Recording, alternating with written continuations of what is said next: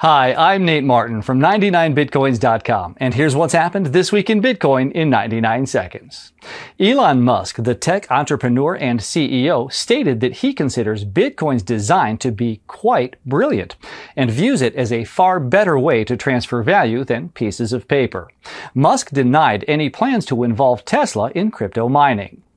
Last week, it was reported that online retailer Rakuten, considered Japan's Amazon, may support crypto in its new payment app. The app is scheduled to launch in March.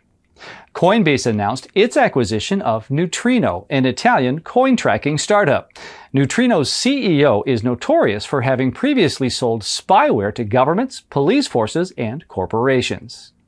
Chinese crypto mining giant and ASIC producer Bitmain revealed a $500 million loss for the third quarter of 2018. Bitmain is revealing its financial state as it attempts to get listed on the Hong Kong Stock Exchange.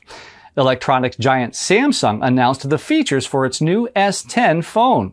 Among them was Samsung Knox, an integrated hardware wallet for the secure storage of crypto private keys. And finally, Bitcoin's blockchain is currently processing around 3.8 transactions per second, or around 315,000 per day. This is the highest level since the peaks in 2017, when insufficient capacity drove transaction fees to record highs. However, fees currently remain low due to the extra capacity afforded by the SegWit and more efficient block space usage. That's what's happened this week in Bitcoin. See you next week.